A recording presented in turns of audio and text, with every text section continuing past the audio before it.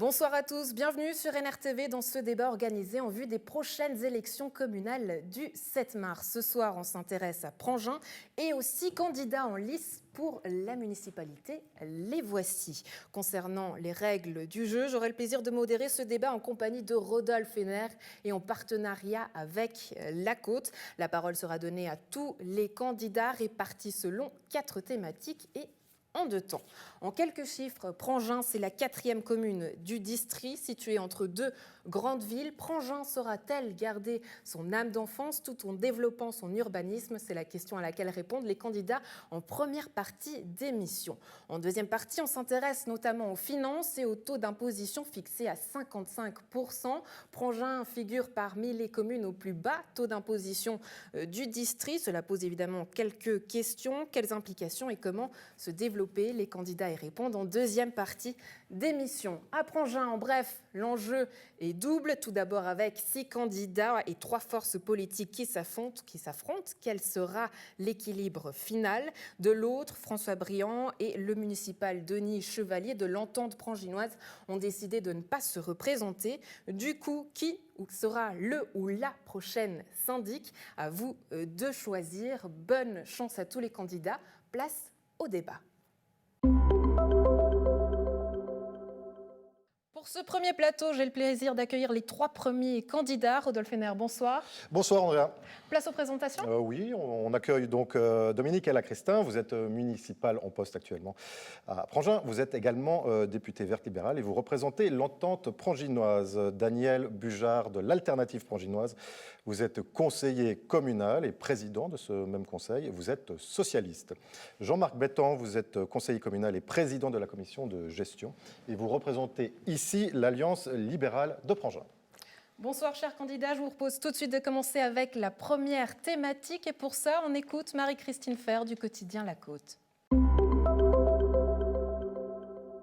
Le divorce avec Région de Nyon va occuper le début de la législature des futurs municipaux. Prangin conteste certains termes du contrat de mariage et Région de Nyon ne fera aucun cadeau. Pour preuve, le démantèlement de la station Publibike de vélo en libre service le premier mardi de l'année. Question, est-ce que Prangin peut s'en sortir toute seule ? Daniel Bujard, qu'est-ce que vous pensez de cette situation actuelle de Prangin, de ne plus être dans le conseil régional et de vivre un petit peu tout seul? On imagine que ce n'est pas ce que vous attendiez. Non, pas vraiment. Moi, je veux dire que j'ai été quand même étonné de la réaction, déjà, du conseil communal. Et puis après, j'étais quand même un peu déçu d'avoir perdu le référendum de 23 voix. 23 voix pour le référendum, effectivement. Oui, absolument. Mais je pense qu'au-delà de ça, ces 23 voix, c'était, de mon point de vue, le pire des scénarios possibles. C'est-à-dire qu'il ne laisse aucune clarté derrière. Ouais. C'est-à-dire qu'il y a véritablement un village qui est partagé en deux. Et ça laisse aucune visibilité en termes de décision. Donc c'est extrêmement compliqué de gérer la situation à partir de... Qu'est-ce que vous feriez, vous, maintenant, pour une prochaine législature?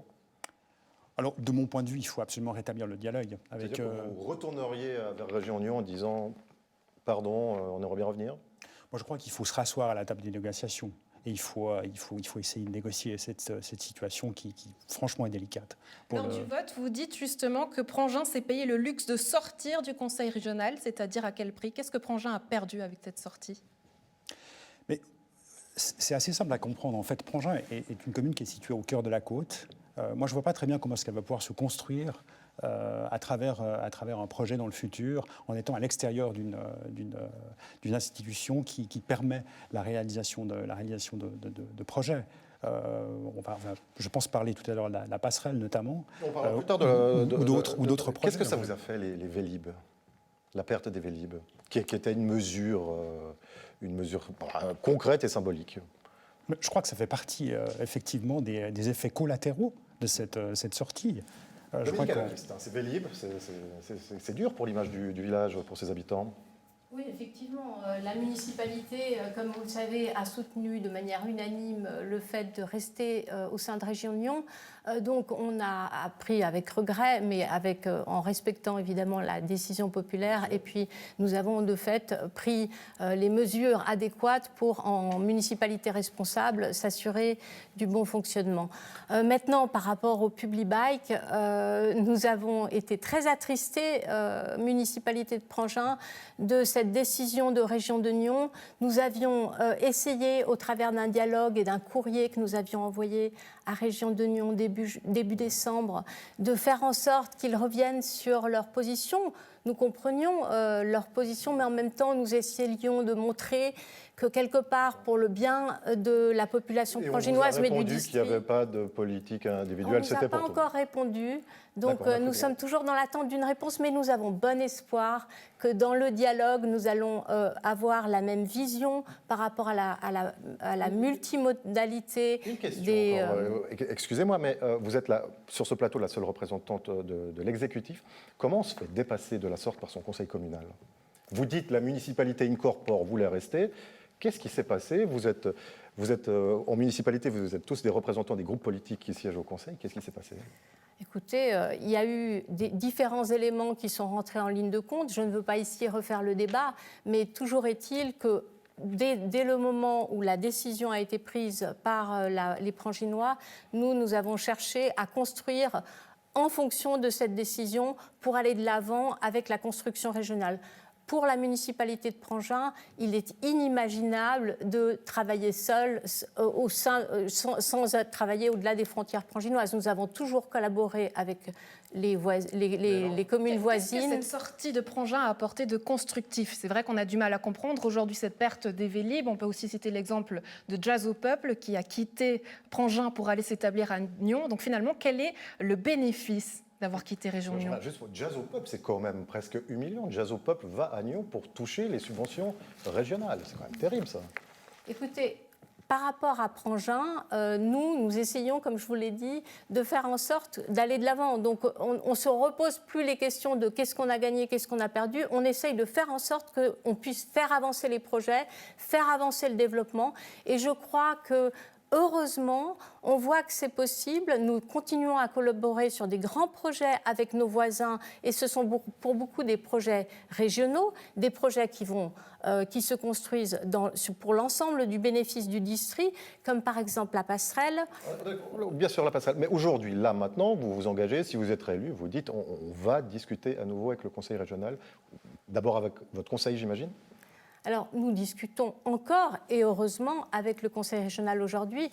Nous travaillons avec le Conseil régional dans de nombreux projets, parce que, comme vous le savez, le Conseil régional... sur un aspect symbolique, il s'agit de dire on est comme les autres, on entre dans un principe de solidarité. On est solidaire avec sa région. Nous sommes absolument solidaires avec la région. Nous travaillons... C'est pas le signe que vous donnez en quittant justement ce Conseil régional, c'est le signe inverse, finalement. Oui, effectivement, ça peut donner le sentiment que c'est le signe inverse, mais nous, municipalités, nous travaillons pour faire en sorte que nous continuons à collaborer avec les communes avoisinantes. Et à nouveau, j'aimerais juste rappeler que Région de Nyon représente les 47 communes du district pour toute une série de projets pour lesquels il est mandaté par le canton. Et dans ce cadre-là, nous travaillons de manière extrêmement coopérante et puis, à mon avis, constructive avec Région de Nyon, qui a son rôle à jouer et que nous continuons, nous, à être intégrés dans ce processus. Qu'on le voie dans les 5 ans à venir. Jean-Marc Bettan, si on regarde bien les comptes, il a été dit dans la presse, on fait confiance à ceux qui l'écrivent, que ça représente à peu près 400 000 francs par année l'adhésion, le subventionnement des projets régionaux, de la part de Prangin. 400 000 francs, vous avez un budget qui va à 37 millions. Est-ce que c'était vraiment un problème? Alors, si vous permettez, j'aimerais revenir aussi sur la réflexion, le travail que nous avons fait au sein de l'Alliance libérale, en préparation de la votation au niveau du Conseil communal et ensuite par rapport au référendum. Ça a eu le mérite aussi d'ouvrir entre nous, à l'intérieur de l'Alliance libérale aussi, une discussion quand même qui était très positive et très constructive. On n'a pas été expliquez-nous maintenant ce qui est constructif avec la situation actuelle. Alors, je dirais que l'organisation de la région telle qu'elle était en place a été rééquilibré au niveau de l'information transmise au conseil communal. Ça, c'était quelque chose d'important aussi, que nous recevions de la part de la région, une information de la part des délégués à la région, de façon à pouvoir vraiment décider, travailler sur... Vous êtes structuré à l'interne en essayant de chasser cette idée que le conseil régional était un énorme machin au sein duquel on ne pouvait rien décider. Vous avez réussi à faire redescendre les informations. Bien, ça, à partir de là. Parce que nous voulions garder le décisionnel au niveau de notre conseil communal avant de retourner à la région puis dire « Ok, ici on va participer, ici on sera plus réticent à participer ». Et ça a été quelque chose de profitable. D'autre part, dans le fonctionnement... J'ai l'impression que c'est l'inverse, qu'aujourd'hui vous êtes totalement dans une situation inconfortable. Si on prend par exemple le siège roman du Musée national suisse que vous avez sur votre commune, c'est une chance, c'est un honneur, mais quand même, il faut du coup offrir à sa population des accès, une mobilité. Or, ce qui se passe aujourd'hui, c'est que c'est l'inverse.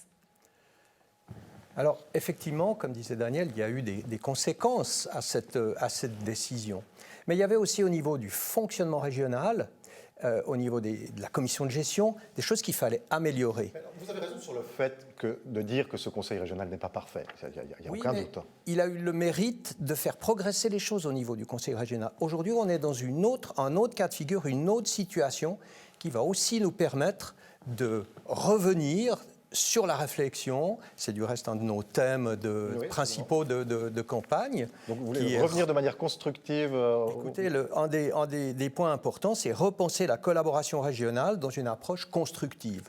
Daniel Bujard, justement, oui, on aimerait vous entendre quand vous entendez justement vos collègues. Qu'est-ce que vous avez envie de leur dire? Parce que moi, je trouve ça extrêmement intéressant quand même ce qui se passe en ce moment sur ce plateau, parce qu'on sent bien dans les relations bilatérales qu'on a avec la région en ce moment qu'il y a des tensions, il y a des foyers de tension qui sont en train de s'installer. Et on sent bien que c'est absolument pas constructif. Les tensions avec le chef-lieu, les tensions avec la région, oui, bien sûr. Voilà, vous citiez le château de Prangin tout à l'heure. Enfin, je trouve absolument inimaginable que Prangin puisse, la commune de Prangin puisse se payer le luxe d'avoir d'une part une représentation nationale, comme vous le disiez tout à l'heure, et puis de sortir de la région, donc de prétériter les relations indirectement entre le château et la commune. Enfin, ça crée des foyers de tension absolument invraisemblables. Comment les résoudre ? Je vous l'ai dit tout à l'heure, moi, à mon avis, il faut se rasseoir, il faut se remettre à la table des négociations. Il faut recommencer. On a l'impression qu'on peut partir, revenir. Enfin, il en va aussi de la crédibilité, aussi comme je le disais symboliquement. Vous êtes en train de vous adresser à toute une région, pas seulement à un bureau de région de Nyon qui se trouve à Nyon. J'entends votre discours, monsieur NR. Ce qu'il faut avoir à l'esprit, c'est ce que je faisais remarquer tout à l'heure, c'est qu'il y a eu un référendum, donc le peuple a eu la parole, et on arrive dans une situation complètement kafkaïenne où on se trouve dans une situation où il y a du 50-50. Donc, par définition, de mon point de vue, il faut remettre l'ouvrage sur le métier et recommencer à dialoguer. S'il y avait eu un 80-20 ou 70-30, je ne sais pas, à ce moment-là, il aurait été clair et net, il n'y aurait pas eu de problème. Là, ça ne l'est pas du tout. Donc, je veux dire, il faut... Oui, j'aimerais juste dire qu'effectivement, il y a des tensions et c'est difficile.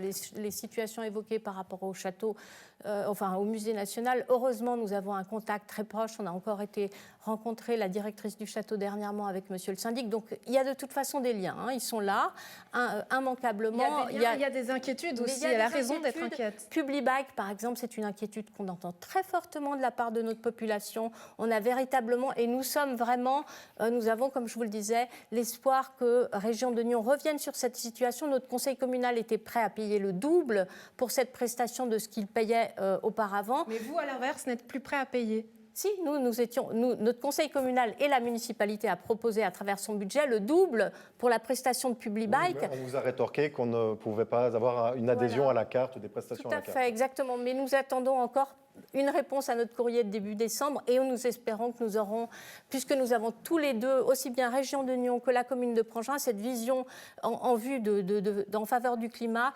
de faire en sorte que les gens, finalement, se déplacent pour des petits trajets à vélo ou à pied plutôt qu'en voiture. Maintenant, pour en venir aux relations que nous avons avec Région de Nyon, je dois dire que nous collaborons dans certains dossiers de la même manière qu'auparavant et de manière très fructueuse.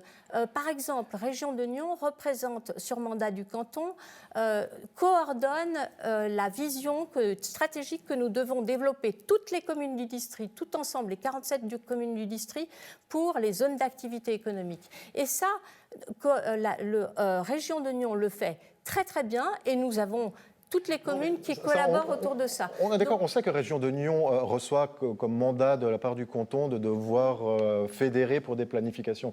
L'enjeu là, c'était de faire plus, c'était d'avoir un destin commun. C'est-à-dire que ça fait partie justement, on parle des relations, ce qui nous permet de passer à la thématique suivante et d'entendre à nouveau Marie-Christine Fair du quotidien La Côte. Prangin vient de recevoir le prix Wacker pour la qualité de ses nouvelles constructions qui valorisent le patrimoine. Prangin a décidé de renoncer à l'urbanisation au-delà de la route de l'Étrat, renonçant ainsi à la route de distribution urbaine. Question, est-ce que cette politique ne va pas mettre le village sous cloche ? La formule est consacrée, un village sous cloche. Combien on perd en renonçant à la RDU avec tous les projets de logement? Combien on perd de potentiel habitant avec cette décision-là? Alors écoutez, aujourd'hui, la RDU, elle a été stoppée par cette décision. Maintenant, la commune de Prangin, elle a réagi par rapport à ça. L'axe à travers Prangin, sur la route de l'Étrat, les travaux sont terminés maintenant, la sécurisation est faite au niveau des piétons, au niveau de la circulation et des voies de circulation pour les vélos. Je crois que c'est vraiment un bon travail qui a été effectué. Alors, une question plus globale pour en revenir. Qu'est-ce que vous attendez d'ici 10 ans, prenons l'échelle 2030, comme développement pour le village? Combien d'habitants? Qu'est-ce que vous aimeriez comme croissance? Écoutez, la croissance, aujourd'hui on est à un peu plus de 4000 habitants. Oui. L'augmentation, elle est de 30% à l'horizon 2030-2040. Donc voilà, il faut qu'on tienne compte de ça à l'intérieur du village. Mais il y a l'intérieur du village et non plus... Mais il y a une possibilité de densifier intelligemment et d'une façon pragmatique à l'intérieur du village. Avez-vous été sensible au prix reçu par le village? Le prix Wacker, c'est quand même un encouragement pour nous, ça. Maintenant, de préserver aussi des poumons de nature dans l'environnement du village, à l'extérieur du village, c'est quand même important. D'autre part, aujourd'hui, les stations fédérales, elles ont pris la décision de rester ici dans la région. Monsieur Daniel Bujard, parce que je vois que vous réagissez. Oui, alors moi, il y a plusieurs choses par rapport à cette thématique. La première, j'entends monsieur Bettan, c'est très bien. Le prix Wacker, je salue effectivement cette c'est quand même en contradiction avec les principes de développement locaux, régionaux et cantonaux. Ça, on peut être d'accord, on peut en discuter, il n'y a pas de souci. Maintenant, concernant la RDU, c'est quand même extrêmement intéressant ce qui s'est produit.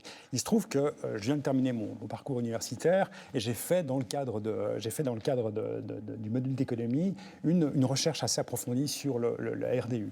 Eh bien, je suis arrivé à la conclusion que l'abandon de cette RDU, c'est une catastrophe en termes économiques. Je veux dire, on a investi, je ne sais pas combien de centaines de milliers de francs en frais de recherche qui sont passés à l'as. Ah oui, ça, à chaque fois qu'on abandonne un projet, effectivement, il y a les 2-3 millions de recherches. On est dans une période actuellement où on nous parle d'austérité financière. Enfin, je veux dire, à un moment donné, il faut quand même... Revenez sur la catastrophe économique. Et moi, je pense qu'en termes de développement, alors effectivement, c'est peut-être là, justement, toute la quadrature du cercle qu'il faut pouvoir régler par rapport à la région.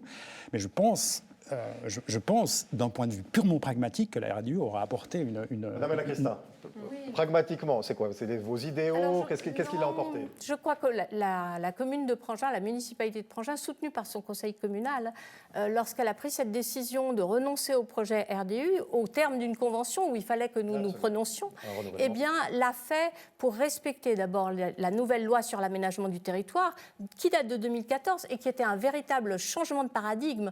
Donc, on a dû s'adapter à ce changement de paradigme qui voulait qu'on densifie vers l'intérieur et non plus sur des terres agricoles, qu'on préserve les terres agricoles, et puis que quelque part, cette densification, elle permette en même temps d'accueillir la population que nous commune de Prangin, puisque nous sommes au sein de ce qu'on appelle un périmètre compact d'agglomération, nous puissions l'accueillir. Et nous avons réussi à combiner les deux, c'est-à-dire un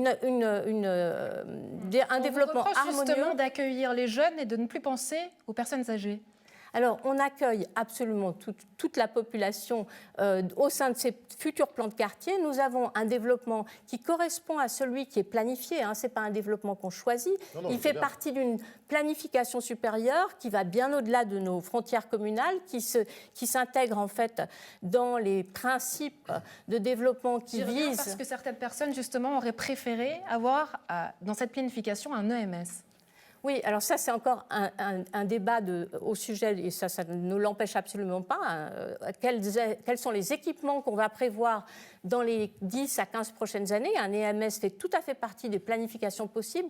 Mais pour en revenir à la population que nous allons accueillir une population de près de 35% à l'horizon 2030-2040. Puisque vous avez déjà fait le calcul et pas moi. Si vous voulez, ça fait sur une population qui est basée sur 4000 habitants, près de 1400 habitants, 1370 pour être très exact, selon la planification actuelle.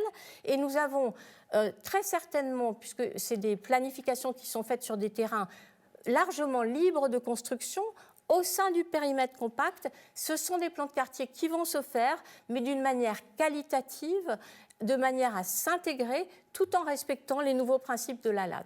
Dans son énoncé qui commente le village lauréat que vous êtes, le prix Wacker vante presque votre capacité à être resté en dehors de l'urbanisation de Gland et de Nyons. Est-ce que vous en tirez un certain orgueil ?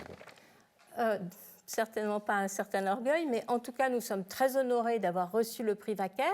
Et ce que le prix Wacker met en avant, la compréhension que j'en ai eue, c'est parce que nous sommes tous soumis à une pression démographique importante, mais c'est aussi bien Gland que Nyons, que Prangin, nous sommes soumis à la même pression. Nous avons partagé les droits à bâtir. Il y a un quota de droits à bâtir au niveau de 9 communes qui sont situées dans des centralités autour de 4 gares dans le district de Nyons. Ces 9 communes vont devoir accueillir la plus grande part de l'augmentation de population. Et alors, c'est dans ce cadre-là que nous avons... Les plans de développement, effectivement, répondent à des logiques supérieures. Reste à savoir, Daniel Bujard, quels habitants on veut accueillir à Prangin ? Je crois que là, Mme Christin a répondu à la question. Ça va être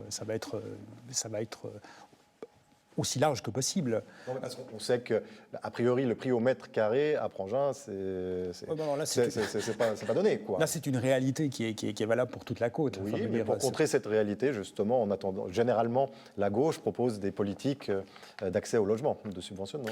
Ah, par rapport à ça, bien sûr. Oui, alors là, oui, puisqu'il faut influer un petit peu sur le marché. Ah là, évidemment. Alors là, je crois qu'on sera particulièrement... Qu'est-ce que vous voudriez, s'il y a 1300 nouveaux habitants d'ici 10 ans, quel type social, quel pourcentage de mélange vous voudriez avoir à Prangin ? Moi, je crois qu'il faut partir sur un minimum de 25%. Minimum. 25%, comme la politique lyonnaise, par exemple. Oui, absolument. Madame Christin, d'ailleurs, ce genre de politique, nous la menons déjà à Prangin au sein de la municipalité. Nous avons une véritable volonté d'intégrer dans les futurs plans de quartier, justement, un certain quota de logements abordables. Vous avez donc pour les s'assurer... outils pour négocier avec les promoteurs. Absolument. D'ailleurs, la loi nous les donne. Les outils, je veux dire, on peut l'imposer. À l'heure actuelle, avec la nouvelle loi, on peut imposer un certain quota de logements abordables. On ne vous a pas entendu beaucoup sur ce sujet. Quelles sont vos solutions ? 2 points qui sont à notre programme. Un point, promouvoir toute infrastructure et activité qui permettent à nos aînés de rester proches de notre communauté. C'est une préoccupation, c'est important. Donc, quelque part, vous regrettez justement que jusqu'ici, on ait mis l'accent sur la jeunesse. J'y reviens. Mais c'était nécessaire, avec une population jeune, avec des familles, au niveau des écoles aussi. On devait commencer par là. Maintenant, on a fait des gros investissements à ce niveau-là, et je pense qu'il est temps de songer aussi à préparer quelque chose pour les aînés. Vous pensez que vous pouvez enclencher ce projet et éventuellement voir la première pierre ? Sûr, mais mon collègue Igor Diakov travaille déjà depuis plusieurs années sur ce point et a déjà entrepris des discussions. Il faudra un soutien du législatif, il faudra convaincre. On l'entendra tout à l'heure, justement. J'aimerais vous entendre sur le deuxième point que vous proposiez. Deuxième solution. Alors oui, tout à fait. Et mettre en œuvre les projets qui permettent à nos jeunes de se loger dans la commune. Donc il y a 2 choses, c'est vraiment offrir aussi des possibilités d'avoir une activité qui leur permette d'être proches de la commune et puis de se loger quand même de façon à pouvoir rester à proximité. Ça, c'est important. Et je pense qu'il y aura Rester à proximité, ça veut dire se déplacer. Encore une fois, on a l'impression que c'est compliqué aujourd'hui. Oui, mais il faudra innover, il faudra réfléchir à des solutions aussi. On va y réfléchir, on va s'y mettre. Remarquez, c'est compliqué, mais vous avez réussi à faire plier la ville de Nyon qui vous paye maintenant un petit peu la facture de votre ligne 805. C'est comme une bonne nouvelle pour les finances communales. Écoutez, oui, ça a été revu par un calcul qui était cantonal, au niveau cantonal. Donc on apprécie bien sûr d'avoir été soutenu dans cette répartition. Elle est certainement tout à fait honorable et correcte. Maintenant, elle méritait d'être révisée. C'est vrai, vous pensez qu'il est tout à fait normal qu'une commune, puisqu'elle a la gare de destination, doive payer autant pour un village où le bus circule dans toutes ces rues? On a l'impression finalement que c'est Nyon qui paye pour Prangin, pour résumer.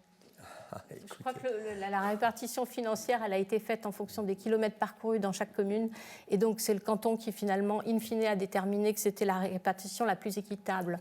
Mais pour revenir au fait qu'on a ce trajet de bus, par exemple, qui a dû être revu, le tracé de bus qui a dû être revu, pourquoi? Est-ce qu'on a dû évidemment de le faire venir par les Abériaux, en quelque sorte, voilà. Là encore. Vous faites du coup d'agnon, vous leur dites. Pourquoi est-ce qu'on a dû revoir le tracé? Parce que nous devons accompagner la croissance qui est prévue au sein de notre commune. Nous avons un plan de quartier assez important dans lequel nous allons accueillir une population de plus de 200 personnes dans une année environ. Et donc pour ça, nous devions nous assurer qu'il y ait le bus au quart d'heure, le bus urbain, qui permette un véritable transfert modal pour aller à la gare de Nyon. De la même manière, on parlait des investissements que nous avons dû consentir pour la jeunesse à Prangin, ils sont importants, certes. Et pourquoi est-ce qu'on a dû consentir à ces investissements aussi importants? Parce qu'à nouveau, nous devons accompagner la croissance qui est prévue. Nous avons à l'heure actuelle, dans 2 de nos nouvelles écoles, des classes vides qui ont été planifiées, prévues, parce que nous savons qu'à l'horizon 2030, nous allons accueillir cette population supplémentaire. Donc, vous voyez, le tracé de bus, les classes, les infrastructures scolaires, les infrastructures des eaux, tout est prévu pour accompagner cette croissance. Avant de passer justement à la thématique suivante, j'aimerais passer une dernière fois la parole à M. Bujard sur cette thématique de la ligne de bus, le fait que Nyon paye finalement pour Prangin, ça ne vous dérange pas? Bien sûr que ça pose un problème, mais une fois de plus, on rentre dans le cadre de ces fameuses relations qui doivent être améliorées et rétablies. J'aurais presque envie de vous dire, d'une manière un peu caricaturale, qu'il y a vraiment de la friture sur la ligne. Il faut vraiment qu'on puisse retrouver un dialogue et essayer de rétablir oui, effectivement, le dialogue pour trouver des solutions. Parce Comment faire pour établir le dialogue avec Nyon? On discute. On discute. Mais encore, on discute. On se remet à une table et on discuter, commence. Ça ne suffit pas. Quelles sont les solutions que vous proposez? Écoutez, là, en l'occurrence, pour ce qui est de la ligne, je crois qu'il faut revoir l'entièreté du contrat et puis se remettre à la table des négociations. Et j'entends bien le fait qu'il s'agit... Au moins faire déjà un geste avec justement cette passerelle qui sera financée à parts égales, ou moins...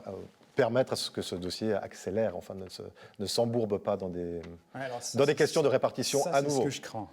Vous le craignez, d'accord. Ça, c'est ce que je crains, effectivement. Voilà parce que là, juste par rapport à ça, on est quand même dans une situation financière à Prangin qui devient délicate.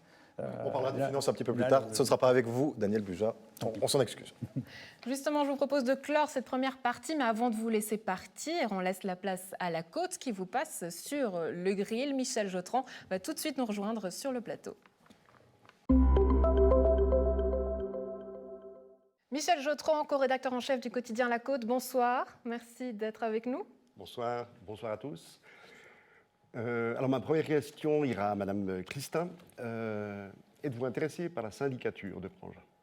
Alors écoutez, je crois qu'il est un peu tôt pour répondre à cette question. Pour l'instant, avançons pour une belle campagne pour la municipalité.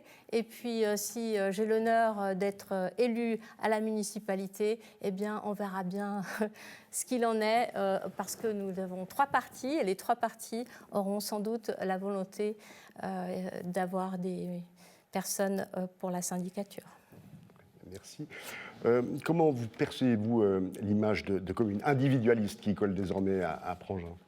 Oui, c'est malheureux. C'est une réalité, immanquablement, puisque nous avons... finalement, nous sommes sortis de Région de Nyon, donc c'est une image qui nous colle à la peau. Mais je pense qu'on peut, à travers la volonté véritable de travailler au-delà des frontières communales, de travailler finalement en tenant compte de l'ensemble de la région, eh bien, nous allons pouvoir démontrer qu'on peut continuer à construire avec les autres et en étant solidaires. Okay. Si on regarde la législature qui s'achève, de quel fait, de quelle réalisation êtes-vous particulièrement heureuse, contente, satisfaite? Donnez-moi une. Ou alors, il y a eu pas mal d'avancements pour la municipalité de Prangin. Il y a eu des décisions difficiles aussi. C'est peut-être celle-là qui a marqué les esprits, comme par exemple la décision de sortir du projet RDU. Quelque chose dont vous êtes content. Comment? De quelque chose dont vous êtes satisfaite. Il y a beaucoup de satisfaction, mais dans des avancements de dossiers qui ne sont pas forcément aboutis encore. Donc, par exemple, aujourd'hui, la passerelle, par exemple, c'est un projet qui me tient beaucoup à cœur, qui nous tient beaucoup à cœur à la municipalité. Et donc, bien qu'il ne soit pas réellement abouti, on a pu le faire avancer grandement durant cette législature et nous en sommes très heureux. Passons la parole à M. Daniel Bujard. Voilà, M. Bujard, vous avez parlé de collaboration constructive avec la région. La question, oui ou non, est-ce que Prangin doit remettre une candidature pour réintégrer la région de Nyon durant la prochaine législature? Est-ce que la démarche officielle de dire on revient, on s'est trompé, on revient, est-ce qu'elle doit être faite? Alors, en ce qui me concerne, oui, clairement. Merci. Une autre question. J'ai l'impression que Prangin a plus d'affinité avec Nyon ou avec Gland? C'est très tendu avec Nyon, ça va un petit peu mieux. Il y a un trait d'union qui est en train de se construire, mais il faudrait que le conseil communal le vote. Mais est-ce que vous avez l'impression que c'est plus facile avec Nyon ou avec Gland? C'est une question très intéressante parce qu'on est vraiment coincé entre deux monstres, on va dire. Et Prangin doit exister là au milieu. Donc il y a une pression, effectivement, démographique du côté de Nyon, la même chose du côté de Gland. On l'a évoqué tout à l'heure, Prangin doit trouver une solution là au milieu. C'est vrai que ce n'est pas évident d'exister. Mais je pense qu'il y a une identité qui doit être défendue. Mais vous entendez mieux avec Nyon ou avec Gland, vous pensez? Réponse courte. Je ne prendrai pas de risque, je dirais les deux. Merci Jean-Marc Bétan. J'avais encore une petite question, excusez-moi, pour M. Bujard. Est-ce que c'est facile d'être de gauche dans une des communes les plus riches du district? Alors c'est encore une fois une très bonne question. Non, c'est assez difficile d'exister, je vous le confirme. Merci M. Bétan. Alors, sur le site de l'ALP, donc l'Alliance libérale de Prangin, vous prenez la qualité de vie pranginoise. Citez-moi un projet que vous réaliseriez en priorité pour améliorer encore, si c'est possible, cette qualité de vie. Je pense qu'elle s'oriente vers l'économie de la carbone. Et je pense que moi, j'ai beaucoup réfléchi sur les possibilités de géothermie. Et je pense que là, il y a un vrai plus et une vraie opportunité pour diminuer notre empreinte carbone à Prangin. Je crois que vraiment, ça, c'est un objectif. Et on a des possibilités. Améliorer la qualité de vie des Pranginois. Ah, mais pas seulement Pranginois. On doit voir beaucoup plus large. Très bien. Et puis, alors, j'allais vous demander quel est le projet qui mériterait peut-être d'être repoussé parmi tous ceux que puisque vous parlez beaucoup d'infrastructures et d'équipements, qu'est-ce qui est secondaire à vos yeux? Les projets qui sont dans le pipeline actuellement, que ce soit la crèche, les messes, la passerelle, je pense que c'est tous des projets en fonction de nos possibilités financières qu'il va falloir conduire et qu'il va falloir faire avancer. D'accord. Et puis, vous parliez d'équipements de logements sociaux, la question a été posée.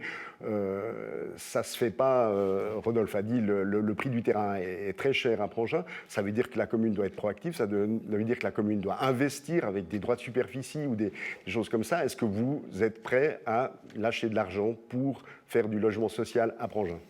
Qui veut la fin veut les moyens. Je crois qu'on sera obligé de réfléchir à des solutions où on doit mettre la main au porte-monnaie. Ce sera inévitable, c'est incontournable. Donc je crois qu'on sera cohérent, tout en étant vigilant par rapport à nos investissements. Oui.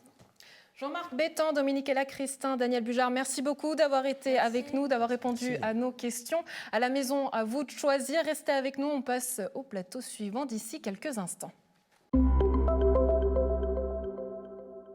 Pour ce deuxième plateau, j'ai le plaisir d'accueillir à nouveau 3 candidats. Rodolphe Henner, place aux présentations. Oui, absolument. On accueille Alice Durnia-Lévy de l'Alternative Franginoise. Vous avez une sensibilité verte et vous êtes actuellement municipal. Jean De Wolf pour l'Entente Franginoise, vous êtes conseiller communal et président de la commission des finances. Enfin, Igor Diakov, vous êtes municipal en poste depuis 5 ans et vous représentez l'Alliance libérale de Prangin. Merci d'être avec nous. Et pour commencer les festivités, je vous propose d'écouter tout de suite Marie-Christine Fer du quotidien La Côte.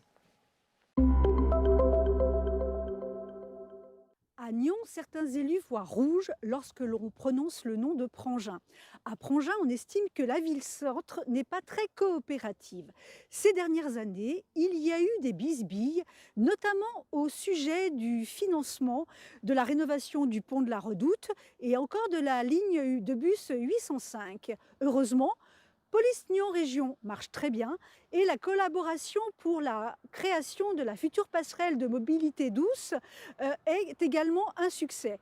Alors, question, qu'est-ce que vous envisagez pour apaiser les relations de voisinage ces prochaines années ? Igor Diakov, vous êtes membre de la municipalité depuis 5 ans. Qu'est-ce qui s'est passé ces 5 dernières années avec Nyon, le pont, les bus, les tuyaux, la passerelle? Qu'est-ce qui s'est passé? Il s'est passé aussi d'excellentes choses. Par exemple, nous sommes en train de prévoir de construire un EMS et c'est la Fondation du Midi qui en sera le gestionnaire. Nous sommes engagés à ça. Donc il y a également d'excellentes choses qui se sont passées avec Nyon. On ne peut pas être d'accord sur tous les points. Je pense que c'est une... D'accord, vous avez raison de mettre en lumière ce qui va bien. En même temps, il s'est quand même passé des choses un peu troublantes pour 2 communes voisines. Alors, vous avez mentionné la passerelle, mais la passerelle, on travaille là-dessus, c'est quelque chose qui va être réalisé, c'est un merveilleux... Le dénouement actuellement est en train d'être favorable, effectivement. Vous allez payer équitablement la facture. C'est un merveilleux projet vraiment qui est nécessaire. Le trajet qu'empruntent actuellement les piétons est dangereux. La nuit, il est mal éclairé. Grâce à la passerelle, il y aura un niveau de sécurité qui sera bien meilleur. Les vélos pourront emprunter cette passerelle. C'est un excellent projet. Ce projet est excellent. Je reviens avec les relations nyonnaises. Peut-être que je vais vous donner la parole, Madame Durnia-Lévy. Vous étiez également à la municipalité ces 5 dernières années. Qu'est-ce qui s'est passé avec Nyon? Désolé de répéter la question, mais enfin, on entend que les tensions ont existé, on le lit dans la presse, on a lu les dossiers. Qu'est-ce qui s'est passé? Oui, d'abord, j'aimerais introduire en disant que je comprends que vous posiez cette question, puisque effectivement, les médias ont mis le focus sur ces tensions plus que tout autre sujet. Mais les médias ne les ont pas inventées. Ne les ont pas inventés, mais ont mis le focus dessus. Donc, c'est bien d'avoir l'occasion de revenir dessus. Je pense que les médias entendent justement qu'à Nyon, on se plaint que ces relations sont tendues avec vous. Tout à fait. Donc, c'est l'occasion effectivement de revenir dessus. Nous avons des relations de voisinage. Nous partageons un même territoire. Nous avons une communauté d'intérêts. Nous avons sur beaucoup de dossiers un partenariat avec la ville de Nyon. Parfois, cette relation est une relation de collaboration. Parfois, ça se transforme plutôt sous forme de négociation, parce que chacun... Une négociation qui a du mal à prendre. Hein. Les projets prennent leur temps. Jusqu'ici, ça ne prend pas. Pourquoi? Qu'est-ce qui fait que ça ne fonctionne pas entre vous et Nyon? Il me semble que ça fonctionne. Ça prend le temps de fonctionner. Vous citez le temps. C'est vrai que la passerelle, ça fait peut-être maintenant 2 législatures, si ce n'est plus, que ce projet est en route. Nous avons maintenant un magnifique... Le pont de la Redoute, par exemple, 5 ans de négociations avec des calculs d'apothicaire. Alors, évidemment, c'est un peu plus que des calculs d'apothicaire, ça représente des montants, mais enfin, c'est quand même pas des signaux extrêmement positifs qu'on envoie à son voisin.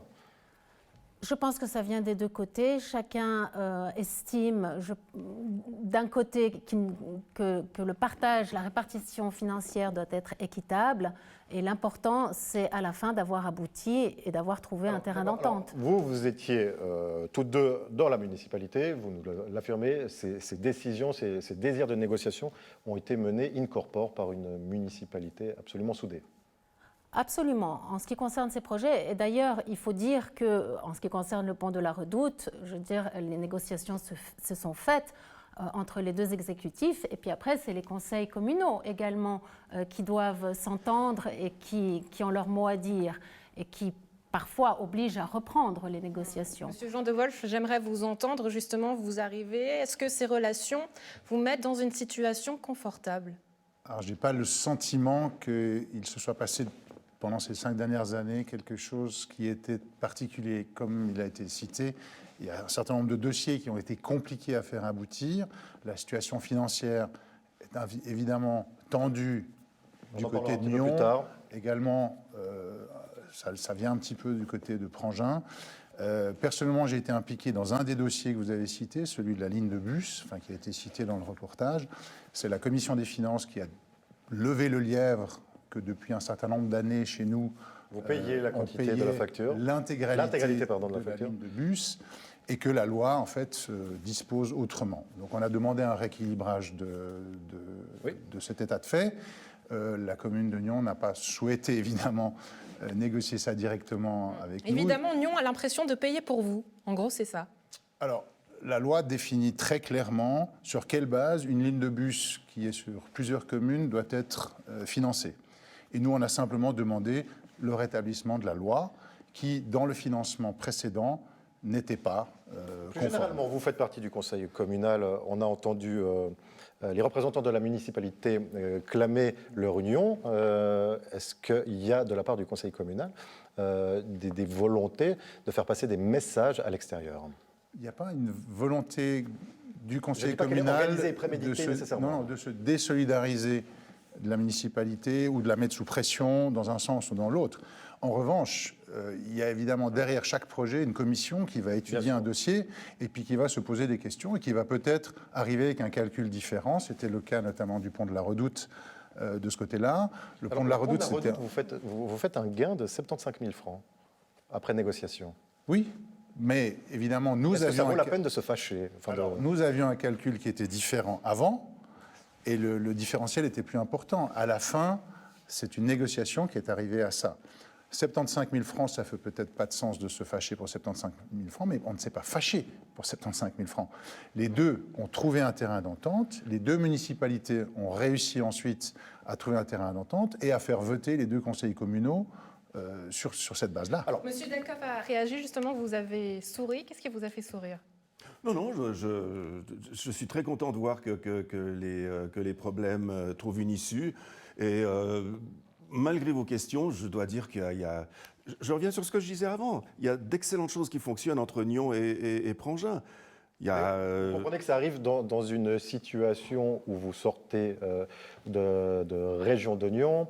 On apprend qu'il faut batailler, entre guillemets, sur chaque dossier avec nous. Il ne faut pas tout confondre. Est-ce que c'est une invention de notre part, si vous prétendez que tout va si bien? C'est une interprétation de votre part. C'est une interprétation. Je dirais que ce qui a concerné Région de Nyon relève d'un certain nombre de points. Une décision a été prise, Vox Populi, Vox Dei. Absolument. Est-ce que vous êtes à l'aise avec la réputation actuelle de Prangin?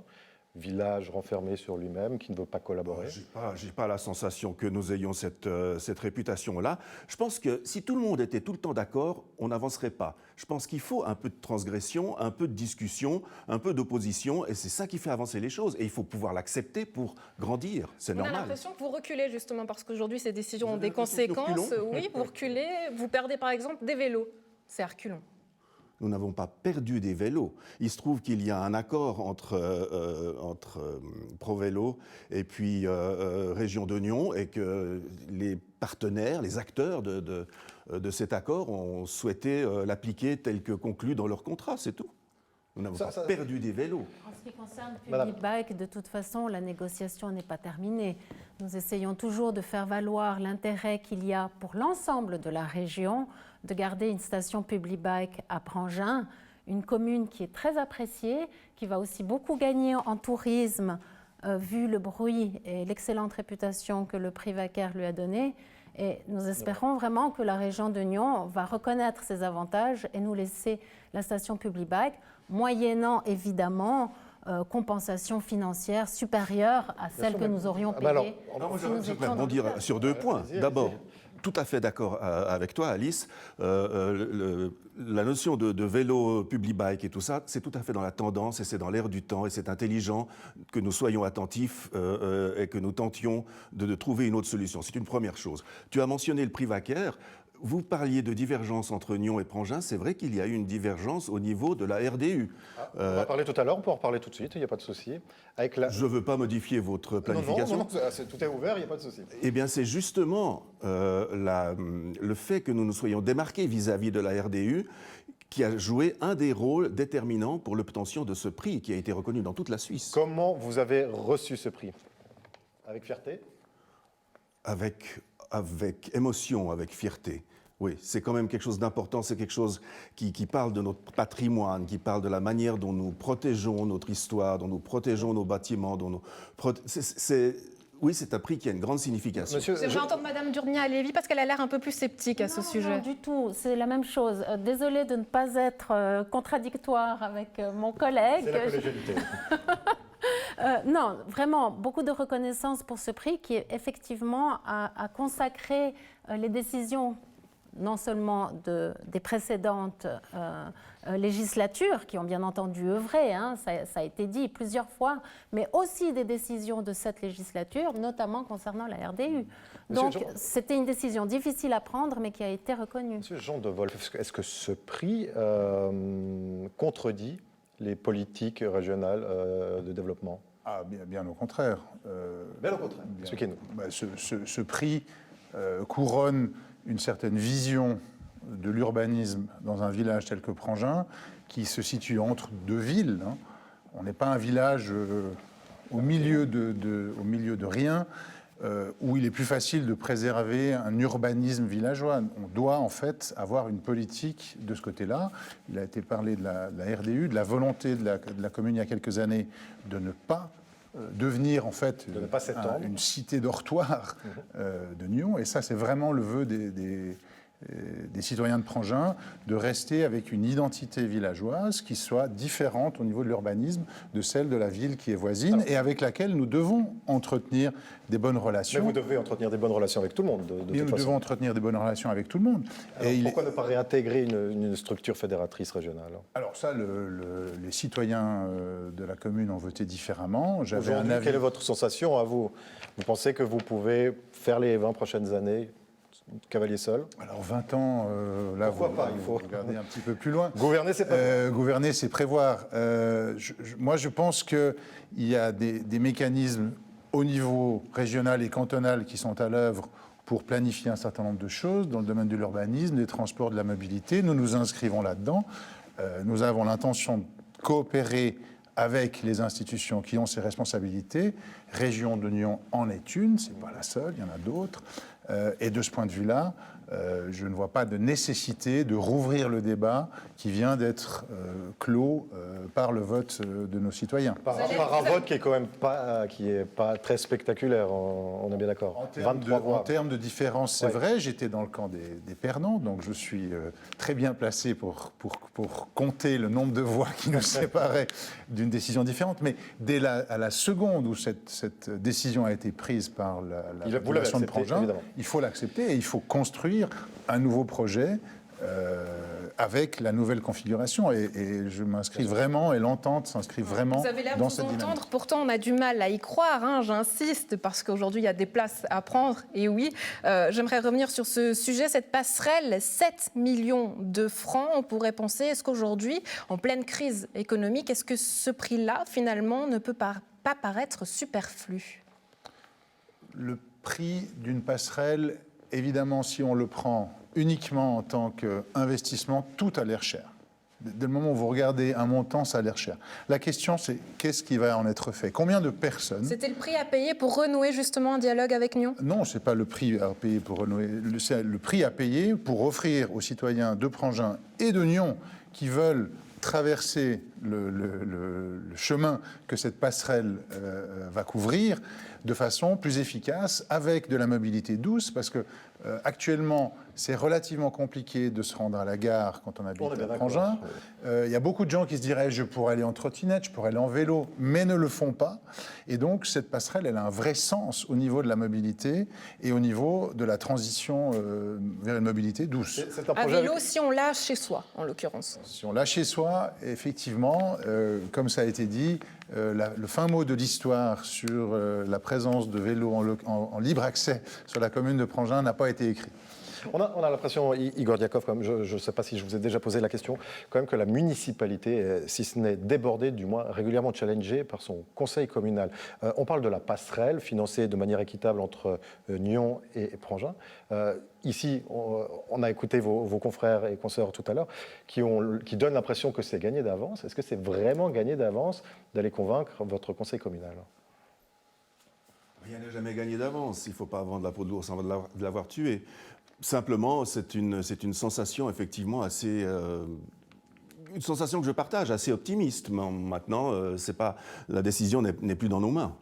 C'est ce qui s'est passé également avec Région de Nyon. Région de Nyon, la municipalité avait déclaré qu'elle était favorable à rester dans Région de Nyon. Le peuple en a décidé autrement. Vous avez une divergence. Non, mais avant le peuple, pour Région de Nyon, le Conseil avait déjà voté le départ. On est bien d'accord. Ce que je veux vous dire, c'est que vous êtes à la municipalité placé par des groupes politiques, donc vous avez un lien avec vos groupes politiques, avec le conseil communal en général. Et je n'ai pas compris la question. Oui, je vous demande de la même manière qu'avant.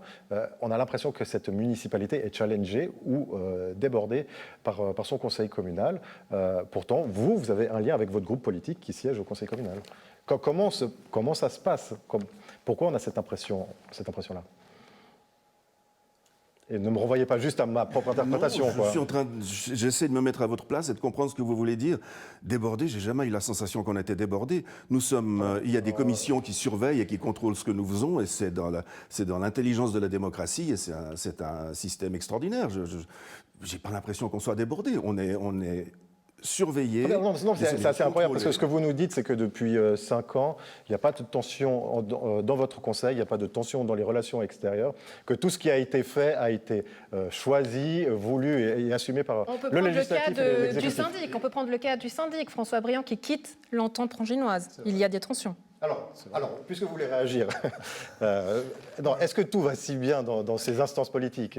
À entendre M. Diakov, on dirait que oui. Il y a 2 instances qui sont dans 2 rôles différents. Absolument. Une instance qui est dans le rôle, comme le dit M. Diakov, de contrôler ce que fait l'autre. Absolument. Ensuite, si les gens sont issus du même parti, ce n'est pas pour autant que le fait d'être dans 2 rôles différents ne va pas, évidemment, créer des questionnements de l'un sur l'autre. On le voit à tous les étages de notre système démocratique. Il y a une collégialité à respecter. Donc, si je reviens maintenant sur le cas précis, l'Entente est un parti qui n'est pas un parti qui a pour habitude de dicter à ses municipaux ce qu'ils doivent faire, ce qu'ils doivent penser et ce qu'ils doivent dire.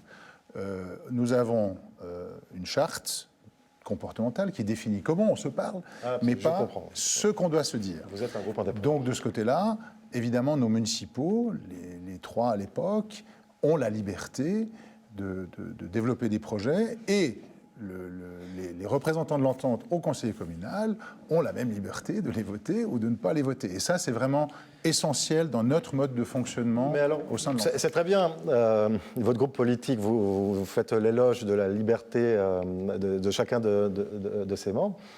Aujourd'hui, vous appelez le peuple à voter. Vous devez vous différencier des autres listes. C'est pour dire quoi ? Venez chez nous. De toute façon, vous pouvez faire ce que vous voulez. Essayons justement avec une autre thématique, s'entendre bien, mais comment gérer ses finances. On écoute tout de suite Marie-Christine Fer du quotidien La Côte.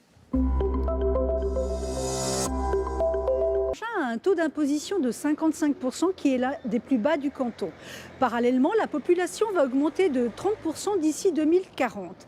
De nouvelles infrastructures seront nécessaires. Une crèche est déjà actée, un EMS est prévu. Question, ne faudra-t-il pas à un moment donné augmenter le taux d'imposition ? Madame Durnia-Lévy, ça fait un moment qu'on ne vous entend pas. Oui.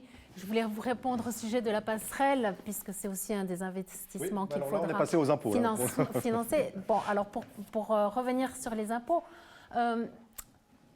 il y a Quel est l'objectif? L'objectif, c'est d'avoir des finances équilibrées et c'est de pouvoir réaliser des projets.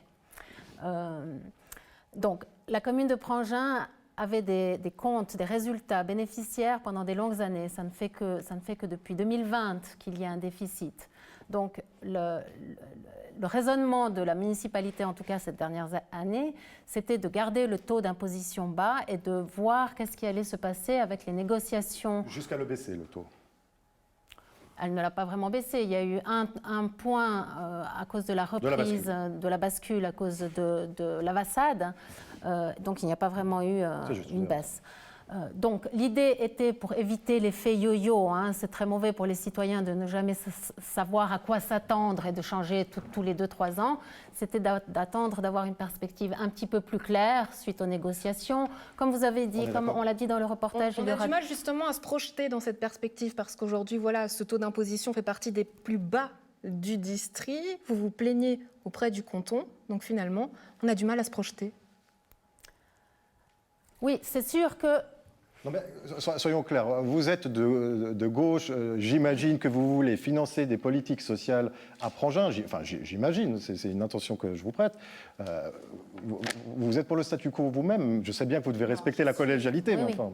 Non, je suis pour pouvoir réaliser des projets, je suis pour pouvoir soutenir toute population. Mais comment? On augmente, on n'augmente pas? Ça dépend vraiment de l'équilibrage des finances. Les calculs, les projections qu'on a faites, c'est qu'avec les négociations qui se sont faites entre l'UCV et l'État... Oui, mais vous n'aurez pas de réponse claire avant 2-3 ans sur la nouvelle répartition. Les projections qui ont été faites, c'est que d'ici 2023, nous pourrions revenir à l'équilibre. Si ce n'était pas le cas, nous monterions les impôts. En tout cas, moi, je plaiderais pour monter les impôts pour que l'on puisse continuer une politique sociale généreuse, réaliser des infrastructures. Monsieur Diakov, on imagine que l'Alliance libérale, on connaît... On n'est pas tout à fait du même avis, voilà. Pardonne-moi. Expliquez-nous, pourquoi c'est une systématique de ne pas vouloir augmenter l'impôt et s'il y a aussi une défiance ou un message envoyé au canton? Alors, le message au canton concerne la péréquation. Absolument. Effectivement, il y a une discussion importante qui doit avoir lieu. On ne va pas la faire ici, ça c'est sûr. Ou on va la résumer très brièvement. Alors. Pardon? Ou alors on la résume très brièvement. Ouais, non, mais simplement, je dirais, pour exprimer ma pensée, qui est une pensée quand même passablement libérale, c'est que je pense que le payeur doit être le décideur. Or, dans le cas présent, nous payons, mais nous ne décidons pas de l'utilisation de ces fonds-là. Et moi, ça me dérange. Personnellement. C'est pour ça que je suis favorable à modifier fondamentalement ce système péréquatif. Mais alors, monsieur, tout le monde est d'accord dans cette région pour le modifier.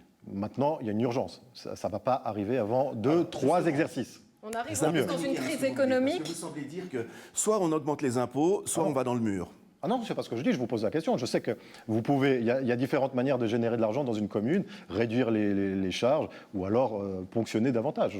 Alors, pour votre information, nous avons un plafond d'endettement actuel qui est à peu près la moitié, je pense que c'est une information que je peux donner, à peu près la moitié de ce qu'il pourrait être si nous entrions dans la zone rouge. Vous vous rapprochez justement de ce plafond d'endettement? On en est à la moitié, on en est très loin. Peut-être pour parler concrètement, le plafond d'endettement actuel est de 34 millions et effectivement, le maximum vraiment autorisé selon la loi serait de l'ordre de 80 millions. Maintenant, on est dans une zone qualifiée de moyenne actuellement. Il y a une classification qui est faite en fonction des niveaux d'endettement des communes. Nous sommes dans un niveau moyen.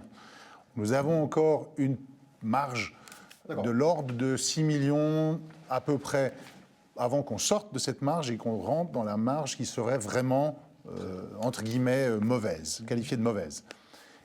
Excusez-moi, je vous coupe la parole. Dites-nous si pendant les 5 prochaines années, vous avez les moyens de financer les projets qui sont évoqués. La crèche, l'EMS... Alors, juste, monsieur De Wolf. Ce qu'il faut savoir, c'est que les 5 ou 10 dernières années, nous avons eu déjà une politique d'investissement qui était importante, environ de 3 millions par an. Les projets qui restent sont de moindre importance, même s'ils sont importants, sont de moindre importance et de moindre coût que ceux qui ont été réalisés les 10 dernières années passées. La crèche, c'est pas tout à fait gratuit non plus.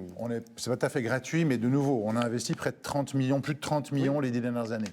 Donc le plan des prochaines années ne prévoit certainement pas des investissements d'un tel niveau. Donc là, c'est un rééquilibrage qui va se faire. Donc on peut se passer de l'augmentation de l'impôt. À ce stade, il semble possible de s'en passer. Maintenant, n'insultons pas l'avenir, et comme ça a été dit, le vrai problème, c'est le niveau de la facture sociale.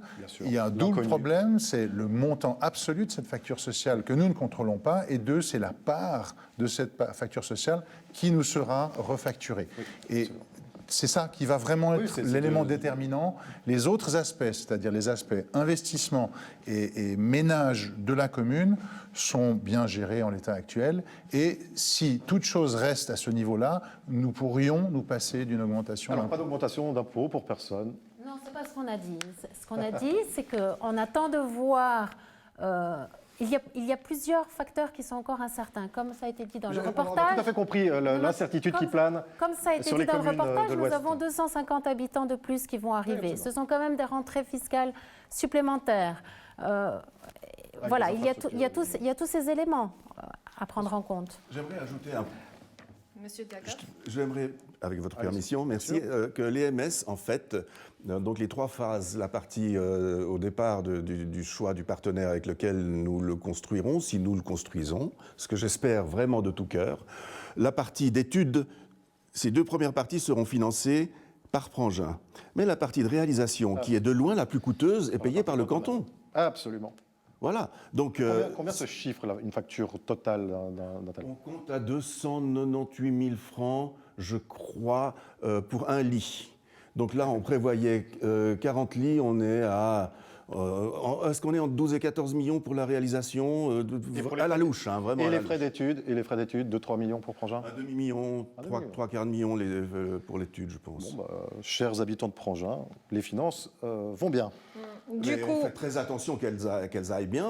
Je ne l'ai pas. Je pense que si elles vont bien, c'est parce qu'il y a une bonne gestion, bien sûr. Dernier tour de table, justement, si l'on devait retenir qu'un projet, quels sont les projets, vos priorités pour la prochaine législature ? Monsieur Diakov, allez-y. Alors, il y a des nouvelles directions qui me paraissent intéressantes, par exemple tout ce qui concerne la politique climatique. J'ai un projet, mais c'est trop tôt pour aller dans le détail, de panneaux photovoltaïques qui permettent d'alimenter 2 voire 3 de nos bâtiments. On voit Madame Durnier-Lévy qui est un petit peu embêtée parce qu'on dirait que vous lui chippez son jouet. La politique climatique. On est très heureux de voir que ces idées sont partagées. Et si on peut tous aller dans le même sens. Non, mais... Certains un peu plus vite et un peu plus loin que d'autres, mais je crois qu'on travaille dans la même direction. On est tous conscients qu'il faut faire attention à notre climat. On est tous conscients qu'il y a un objectif bilan carbone neutre en 2050. On est tous conscients que ces objectifs-là, on ne peut pas tirer chacun la couverture à soi. Je crois qu'on doit aller ensemble dans cette direction-là. De nouveau, vous allez dire que je rends la mariée très belle, mais c'est ce que je pense. Je pense qu'on peut collaborer intelligemment sans être du même bord politique. Et heureusement.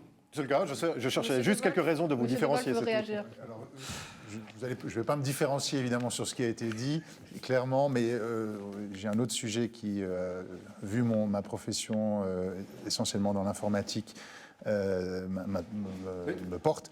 C'est on sort du Covid, on n'est pas encore sorti, on est dedans, on espère en sortir. On a vu les besoins de travailler de façon numérique, on a vu les besoins d'accéder à des services de façon numérique. Il y a un projet actuellement d'ailleurs porté par M. Diakov de numériser une partie des activités de la commune, et à mon sens il faut aller plus loin. Au sens de notre parti, on doit vraiment réfléchir, c'est un bon pas qui est fait, mais on doit vraiment réfléchir, aller plus loin pour offrir vraiment une administration 4.0 dans ses relations entre elles, mais vers l'extérieur également. Et de mon côté...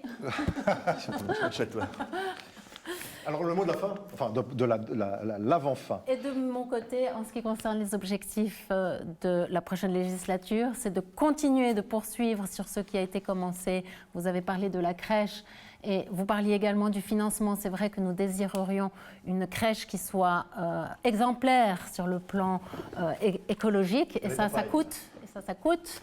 C'est clair, donc il faudra voir le moment venu, comment le Conseil le prend. Et puis surtout tout ce qui est mobilité, pistes cyclables, vraiment être très ambitieux. Nous avons une passerelle d'un côté, il faut la passerelle de l'autre, dans tous les sens en fait.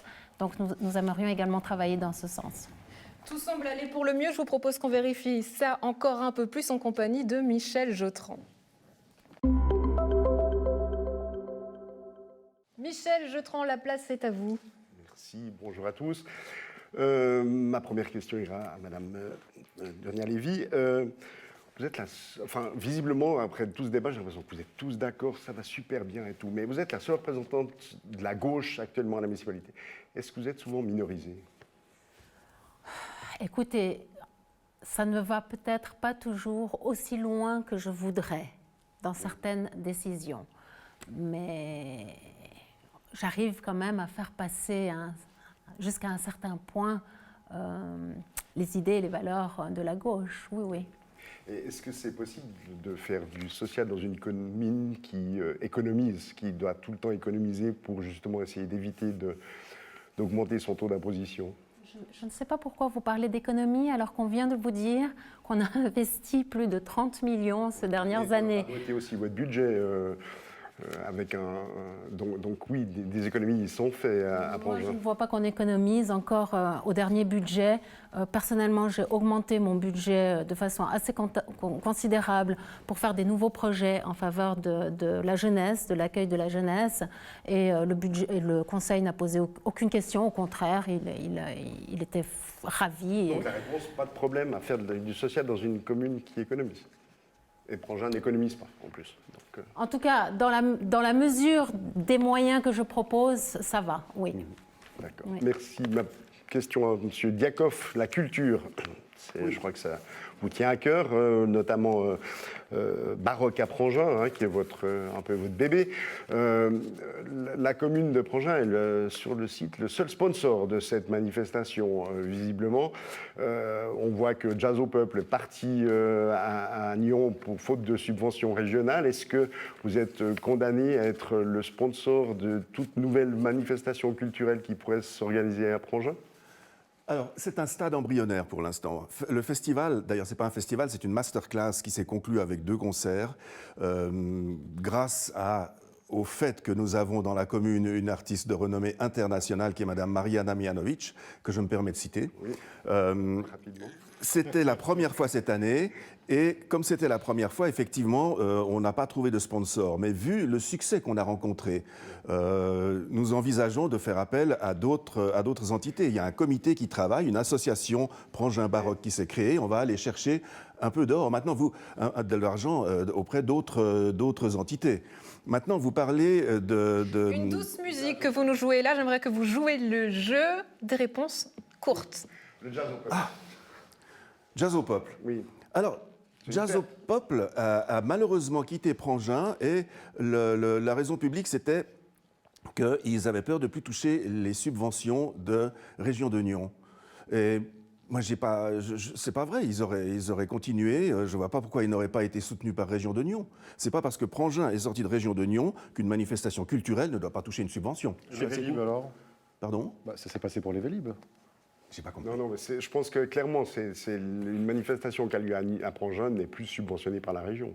Ça fait partie du deal. C'est ce qui s'est passé. Mais enfin, voilà. Donc, ça ne vous inquiète pas plus que ça? D'avoir perdu Jazz au Peuple? Notamment, et de voir, en fait, que ça coupe les ailes peut-être à d'autres projets? Alors, je ne pense pas qu'il faille... nous, notre budget culture, c'est un demi%, je crois. Le budget culture de Nyon et de Gland, est-ce qu'on est autour des 3-4%? Il faudrait vérifier. Mais malgré ce budget très raisonnable, on arrive à cibler quelques événements que j'essaye d'être de qualité, comme l'ensemble de Jazz Squeeze Band, qui est à son niveau européen. Okay, d'accord. Merci. Et, Monsieur De Wolf, donc vous êtes dans le domaine de l'entreprise. Est-ce que vous avez l'impression qu'une commune doit se gérer comme une entreprise? Non. Elle n'a pas d'actionnaire à qui il faut servir des dividendes. Elle doit, par contre, il y a des entreprises sociales qui existent et qui, eux non plus, n'ont pas besoin d'avoir d'actionnaires à servir avec des dividendes. Et j'aurais tendance à dire qu'une entreprise sociale ou une association ou une commune peuvent être comparées. Il reste quand même des différences. C'est le mode de décision au sein d'une commune et avec évidemment le contrôle de l'État. On n'est pas tout seul à prendre toutes nos décisions. On a quand même un préfet, on a quand même un canton qui de temps en temps jette un coup d'œil dans ce qu'on fait et qui s'assure que tout fonctionne. Merci. Et puis, en fait, je voulais vous poser la question sur les infrastructures. Donc, vous parliez de digitalisation de la commune, mais en termes d'infrastructures en dur, si j'ose dire, est-ce qu'il y a un projet qui vous tient à cœur ? À moi, la passerelle, comme je me rends régulièrement à la gare, que j'ai toute ma famille qui le fait aussi, pouvoir m'y rendre à travers une passerelle, à travers un moyen de mobilité douce, c'est un rêve personnel que je me réjouis de pouvoir réaliser, j'espère, lors de la prochaine législature. Alice Durnia-Lévy, Jean Devolf, Igor Diakov, merci beaucoup d'avoir été avec nous. À la maison, faites votre choix. Réponse le 7 mars. Rodolphe Henner, merci. Bonne